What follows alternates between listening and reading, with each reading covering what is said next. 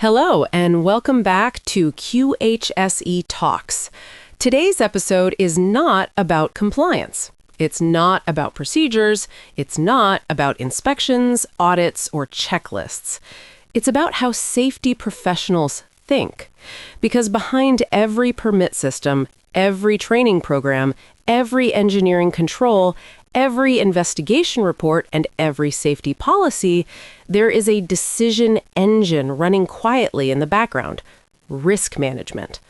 This is the logic layer of safety, the operating system, the framework that determines what gets attention, what gets funding, what gets fixed, what gets tolerated, and what gets ignored.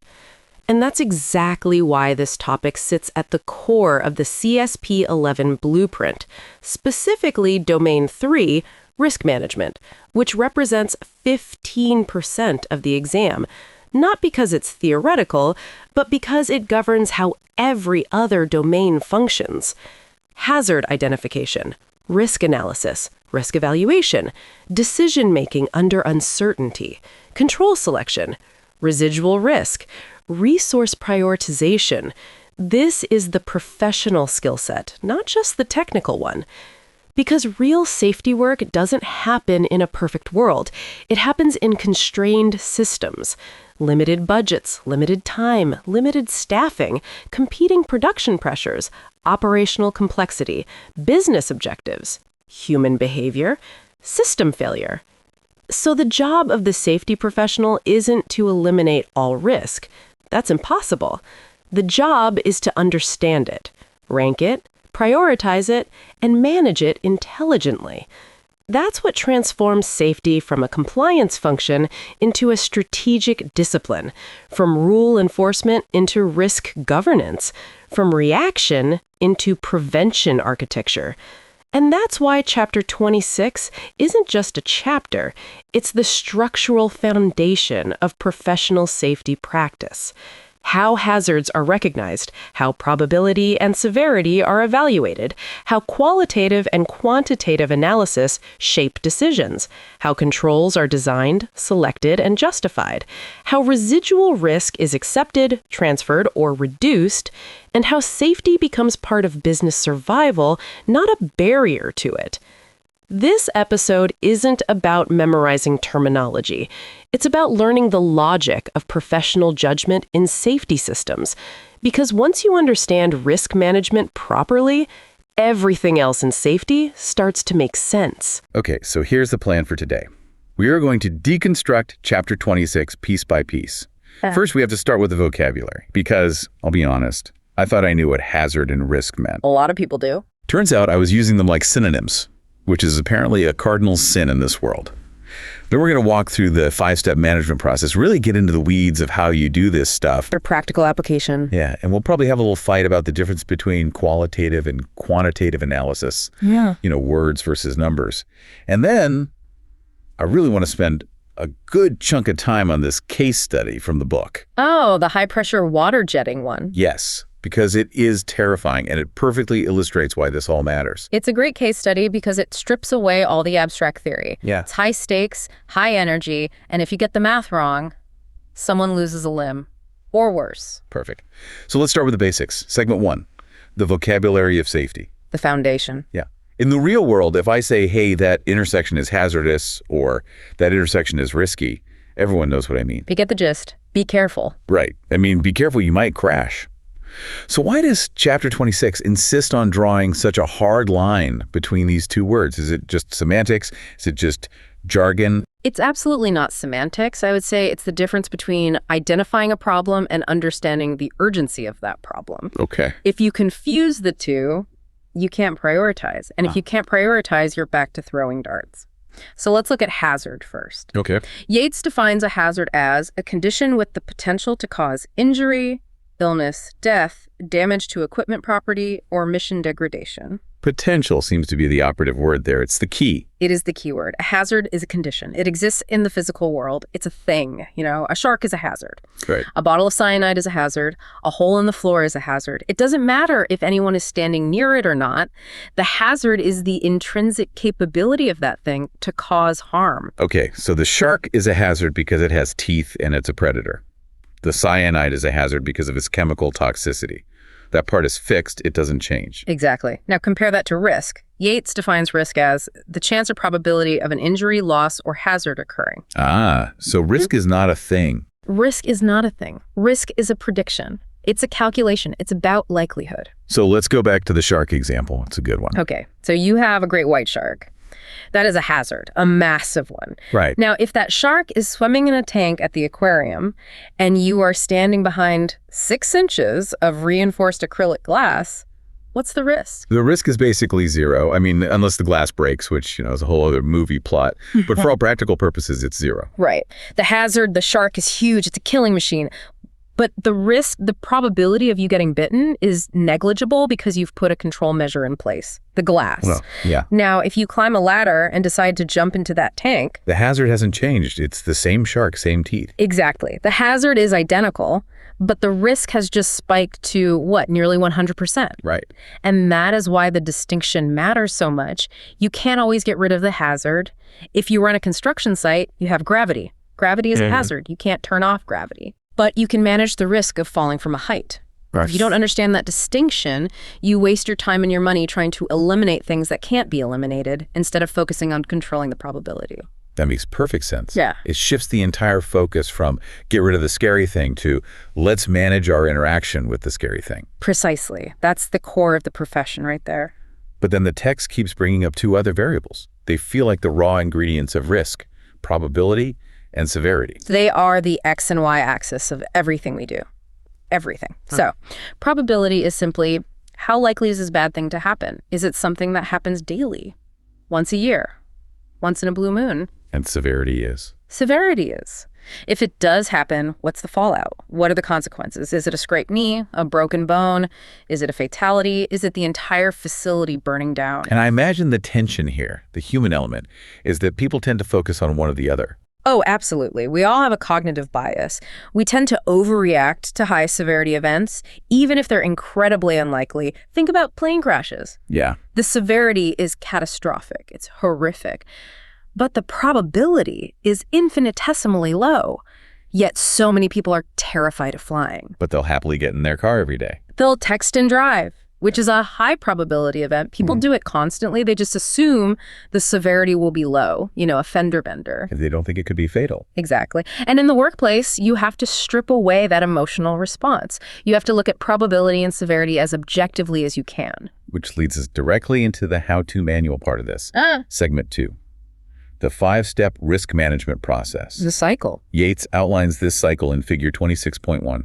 It's 1. Hazard identification. 2. Hazard assessment. 3. Development of controls and decision-making. 4. Implementation. And 5. Supervision and evaluation.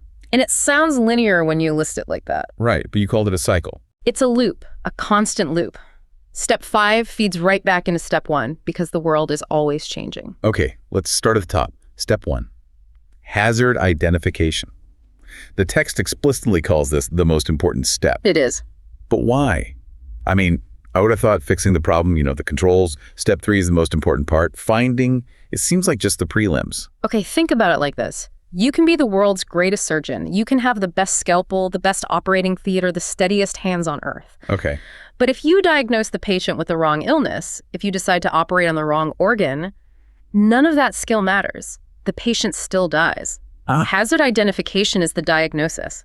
If you fail to identify a hazard, the rest of the process never even starts for that specific threat. It just remains there, a latent defect in your system waiting to bite you. You cannot manage a risk you don't know exists. That's actually a terrifying thought. Yeah. The idea of the unknown unknown. So how do we find them? How do we get better at the diagnosis? The text lists a few methodologies, and the first one is experience and historical data. This is your rear view mirror, and it's vital. You have to look backwards. You look at your OSHA 300 logs, you look at your near-miss reports, you talk to the old-timers. You look at industry trends too, I assume. Absolutely. If you run a warehouse and historical data from the industry shows that forklifts strike pedestrians 10,000 times a year in the U.S., then you know that's a hazard you need to be actively looking for in your own warehouse, even if it hasn't happened to you yet. it grounds you in reality. It tells you what has happened, not just what you think might happen. But there's a trap there, isn't there? I mean, you only look at history, You're always fighting the last war. You're preparing for what already happened. 100% correct. Yeah. Historical data cannot predict a new hazard, something that has never occurred before. And that's where the text brings in the next method, intuitive analysis and judgment. Intuitive analysis. I've got to be honest. To a layman, that sounds an awful lot like guessing. It is guessing, but it's educated guessing. It's heuristics. It's using your professional judgment. The best way to do it is through brainstorming. How so? You get a group of experienced operators, engineers, and maintenance folks in a room. You show them a diagram of a new machine or a new process, and you ask them one simple question. How could this kill someone? And they just spitball ideas. They use their intuition. They'll say things like, well, that valve looks like it's in a bad spot. It could get bumped and stuck open, or that walkway looks like it'll get slippery if it ever rains. It's not based on data because the data doesn't exist yet for this new thing. It's based on their mental models of how the world breaks. And the text really emphasizes that this whole identification process has to be continuous. It's not a one-and-done event at the start of a project. That's probably the catchphrase of the whole chapter, continuous. A workplace is a living organism. It's always changing. You bring in new people with different habits. Machinery wears out. Seals degrade. The sun creates a glare at 4 p.m. in the summer that wasn't there at 10 a.m. in the winter. If you did your hazard ID in January and it's now July, your data is stale. You have to keep looking, always. Okay, so let's say we've done our walk around, we've brainstormed, we've got a list of, 50 hazards. Some are big, some are small. We obviously can't fix them all by lunchtime. So we move to step 2, hazard assessment. This is the prioritization phase. This is where we sort the wheat from the chaff. And Yates talks about the matrix approach. Yeah. I feel like I see this chart in every safety office I ever walk into. The one with the green, yellow, and red squares. It's the industry standard for a very good reason. It simplifies incredible complexity. You take your severity on one axis, let's say catastrophic, critical, marginal, negligible. Okay. And you take your probability on the other, frequent, probable, occasional, remote, unlikely. And you just... You plot the point on the grid. It's a visual tool. But here's where I want to challenge the text a little bit. Yates uses this phrase, the incident must be credible. It must have a reasonable expectation of happening. Right. Who decides what's credible? Because frankly, if I'm a naturally paranoid safety manager, everything looks credible to me. That's what I call the meteor defense problem. The meteor defense problem. Yeah. Is it physically possible that a meteor will strike our factory tomorrow? Yes. The laws of physics allow for it. But is it credible? No, of course not. No. And if we spend our entire safety budget building an anti-meteor laser shield, we're wasting resources that should have been spent on things like machine guarding or fall protection. So credible is a filter. It's a reality filter, it means. Can a reasonable person, looking at the facts on the ground, envision a logical sequence of events where this happens? It stops us from spiraling into science fiction and wasting our time on the absurd. Okay, so once we decide it's credible, we have to analyze it. And this is where the chapter splits into 2 distinct paths. Segment 3, qualitative versus quantitative analysis. A great debate. We've already talked about the matrix. That's qualitative. It's descriptive. Words, high, medium, low. Yeah. Red, yellow, green. But then there's quantitative, the numbers game. And Yates gives us this formula. It's almost like an equation from physics. Risk score equals probability times severity times exposure. R equals P times S times E. This is where the engineers get really excited and maybe the humanists get a little nervous. Yeah, feeling a little nervous. Quantitative analysis tries to turn risk into a pure math problem. So instead of saying probability is frequent, you assign it a number on a scale, let's say 10. Yeah. Instead of saying severity is catastrophic, you assign it 100. And exposure, which is how many people are near the hazard or how often they're there, let's say that's a 5. So you just multiply them. 10 times 100 times 5 is 5,000. Your risk score is 5,000. Nice hard number.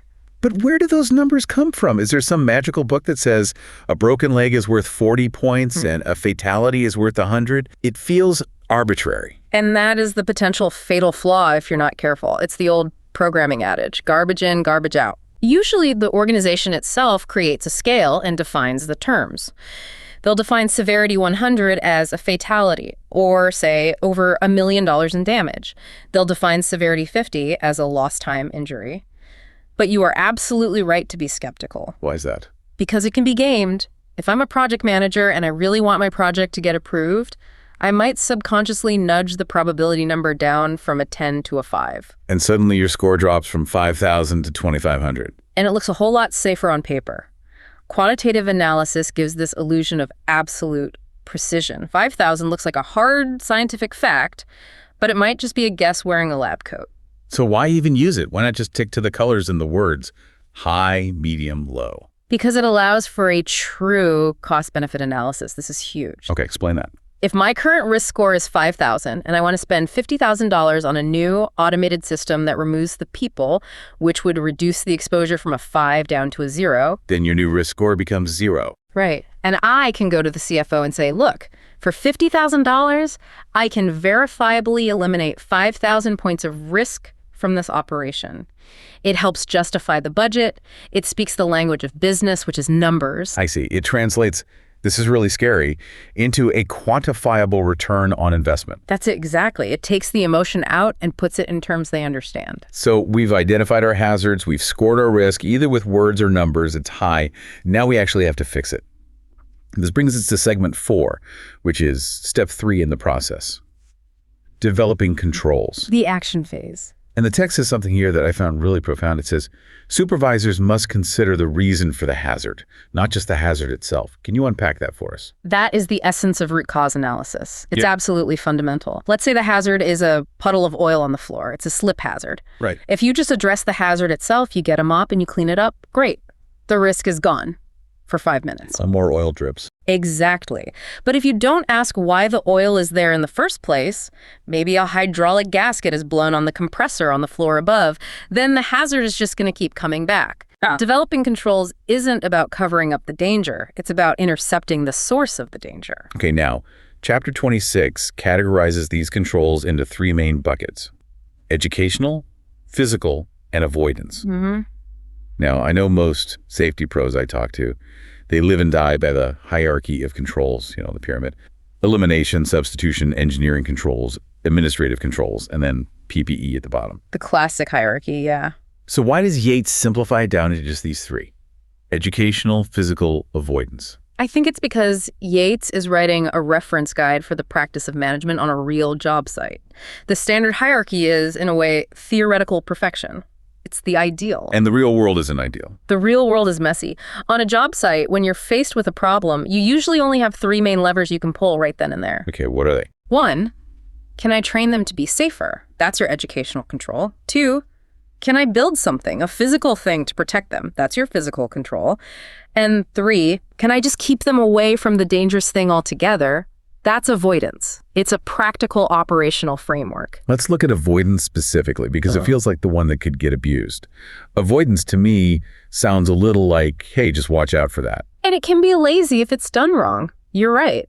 But true avoidance as a formal control is an active measure. It's not a passive watch out. It is, you are positively prohibited from entering this designated zone. Like a high voltage cage. Perfect example. We don't just put up a sign that says warning high voltage and hope for the best. Right. We lock the cage. We create a procedure where only the qualified electrician has the key. That's a true avoidance control. It separates the human from the hazard administratively and physically. And physical controls are what we would typically call engineering controls. Mostly, yes. It's the tangible stuff. Barriers, guards, handrails. If a robot arm swings back and forth in a factory, you put a cage around it. If that robot malfunctions and goes rogue, it hits the steel cage, not the worker standing nearby. That's a physical control. It fights physics with more physics. And then there's educational, training, procedures, the soft skills. And honestly, it's the weakest of the 3. Really? Why do you say that? So much emphasis is put on training. So much is, but think about it. People are fallible. We're human. You can train someone perfectly, give them the best procedure ever written. But if they're tired that day, or they're hungover, or they're distracted because they're going through a messy divorce at home, They might forget the training. they might forget the training. Or take a shortcut. A physical barrier doesn't care if it's tired. A locked door doesn't get distracted. A physical barrier works 100% of the time. Training only works when the human brain is fully engaged and compliant. That's a great point. However, Yates does note that educational controls are crucial for ensuring performance to a standard. You can't engineer out every single risk. You still need skilled, knowledgeable operators. So this brings us to the moment where the rubber meets the road. We've assessed the risk, we've designed our controls, we've installed the barrier, we've trained the guy. Are we done? Not even close. This is segment 5, steps 4 and 5, implementation and supervision. The text says step 5 is where it gets really interesting. It gets interesting because of the law of unintended consequences. This is where a lot of safety programs fall down. What do you mean? You implement a control to solve problem A, but in doing so, you might accidentally create a brand new problem, problem B. Can you give me a concrete example of that? Sure. Let's say you have a machine that throws off a lot of sparks. It's a fire hazard, obvious problem. Yeah. So your solution, a physical control, is to completely enclose the machine in a tight metal box to contain the sparks. Great. Fire risk is managed, problem A is solved. Seems smart. But now, that machine is running inside a sealed metal box. It generates a lot of heat. The box traps the heat. The machine overheats, the pressure builds, and it explodes. Oh. You've traded a spark hazard for a catastrophic explosion hazard. You created problem B. Or simpler one, like you force everyone to wear heavy-duty impact gloves to prevent smashed fingers. Right, but the gloves are so thick and clumsy that the workers lose all their dexterity and they end up dropping a heavy tool on someone's head from 2 stories up. Got it. So supervision isn't just checking a box. Did they implement the control? It's checking, did the control work as intended, and did it create any new problems? Exactly. It's a feedback loop. And that leads directly to the residual risk conversation. Right. Yates defines residual risk as the risk that remains after preventive measures are implemented.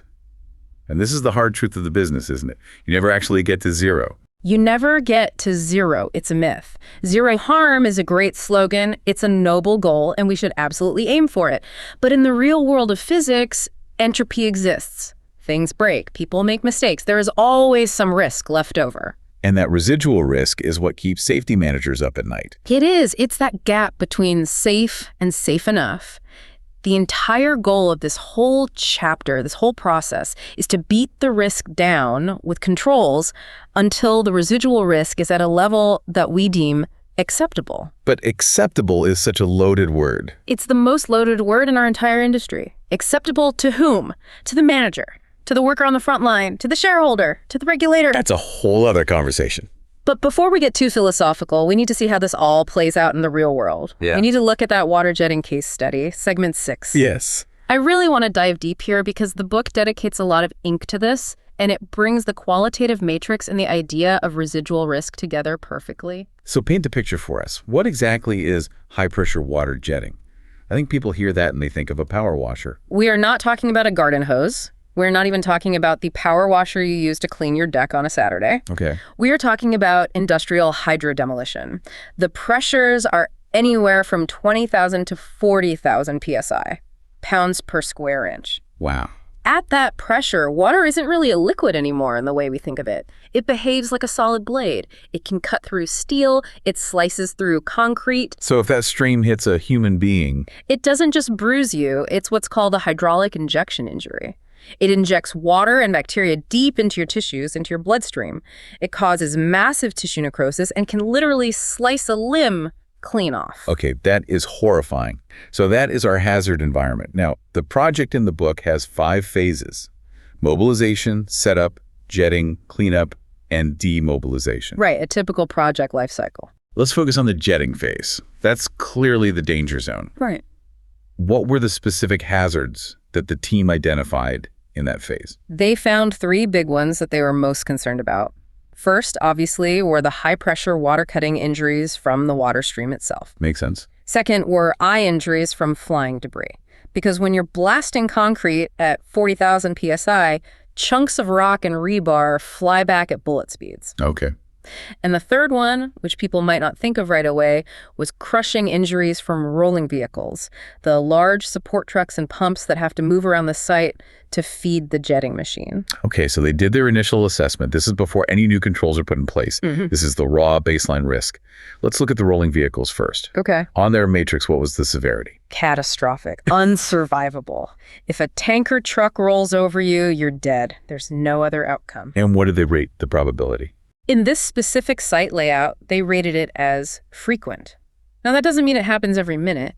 It might mean that given the tight site, the constant movement of trucks and people and the muddy ground, it was a very likely occurrence over the life of the project. So you take catastrophic severity and you combine it with frequent probability. Yeah. And on the matrix, that lands you at a risk level of extremely high. Off the charts. Red zone. Work cannot begin. Right. And what about the eye injuries from the flying debris? The severity for that was rated as critical. It might not kill you, but permanent blindness is a life-altering critical injury. And the probability. They rated that as occasional. Which gives you a risk level of... High, still in the red, just a slightly different shade. So you're sitting there with your pre-task plan, and you have risk levels of extremely high and high. You cannot work. If you proceed with those ratings, you are grossly negligent. Absolutely. You'd be criminally liable if something happened.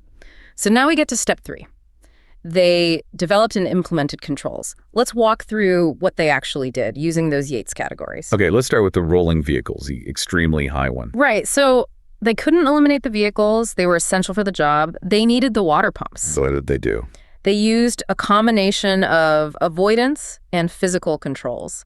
They set up a hard perimeter, a clearly defined no-go zone for pedestrians. It was pedestrians must stay over here, trucks must stay over there. So that's the avoidance part. That's the administrative avoidance part. And they backed it up with physical controls, concrete barriers, flagging, maybe even a dedicated spotter. They physically separated the people from the moving equipment. And what about for the eye injuries, the high risk? Again, multiple layers. Yeah. First, physical controls. They erected large plywood blast shields around the immediate work area to physically catch the vast majority of the flying concrete. Okay, a barrier. Then, educational controls. They trained the operators on specific gun handling techniques to minimize blowback. And finally, PPE, which Yates kind of lumps into physical and educational. They mandated double eye protection, a full face shield over safety goggles. Redundancy. Redundancy. If one layer fails, the other one is there. So they've implemented all this. The barriers are up. The guys are trained in wearing their gear. The zones are clearly marked. Now they have to reassess the risk. This is the crucial residual risk calculation. This is step 5 in action. Let's look at the vehicles again. The severity. Okay. Did that change? No. And this is a key point. The severity of being run over by a truck is still catastrophic. The truck is still just as heavy. The control didn't change the outcome of the event. Right. But UT, the probability changed massively because of the barriers, the spotters, and the strict zones. The likelihood of a person and a truck being in the same spot at the same time dropped from frequent all the way down to improbable. So now you have catastrophic severity plus improbable probability, and on the matrix that equals Moderate. A yellow square. The risk level plummeted from extremely high down to moderate. And what about for the eyes? The blast shield stopped 99% of the debris.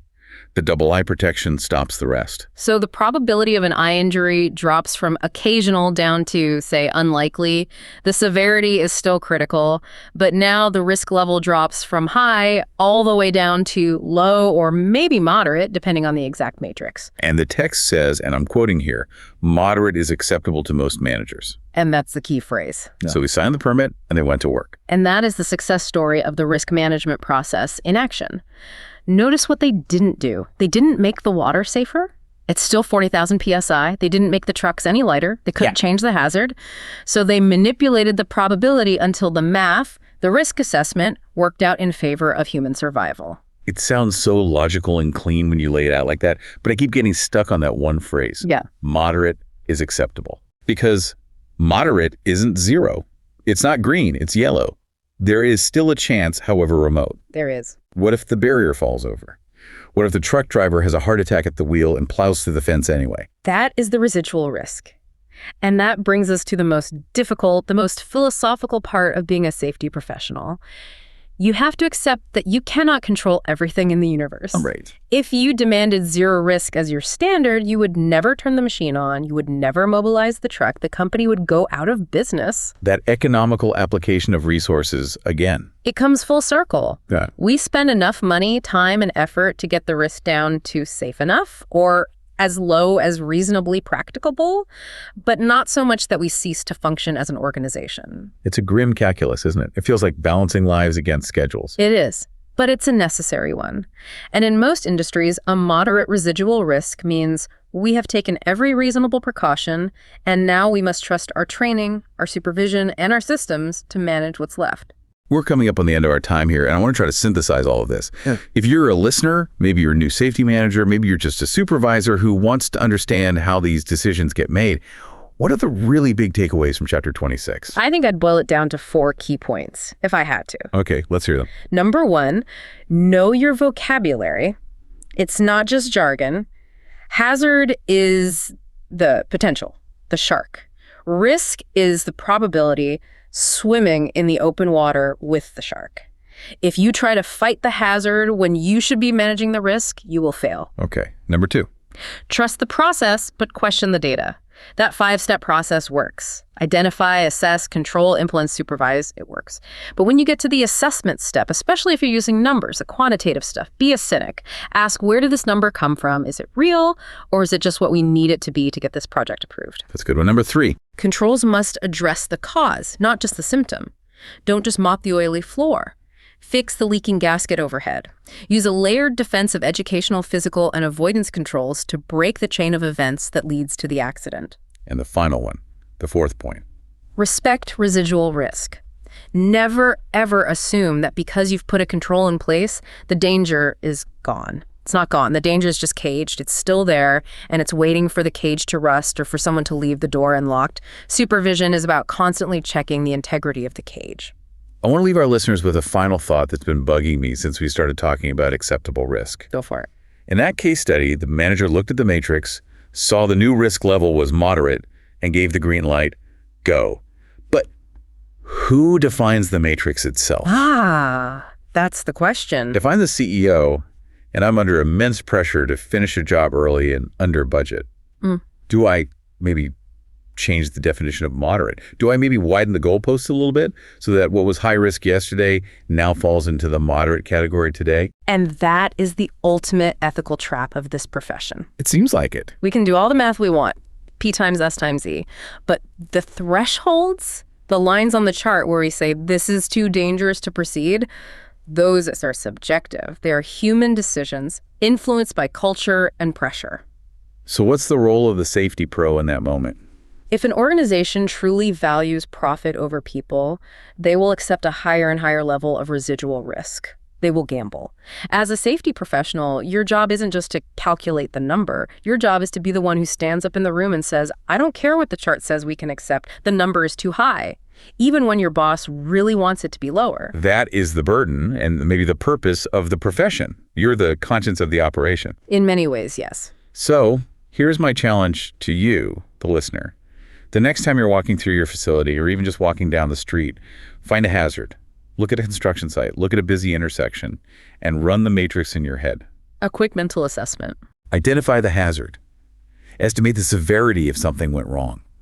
Estimate the probability of it happening. Yeah. And then look at the controls in place and ask yourself, are those controls actually working?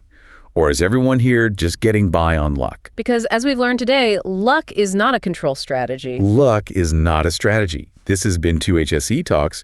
Thank you for diving deep with us into the mechanics of keeping people alive. We will see you on the next one. Stay safe. Stay safe out there.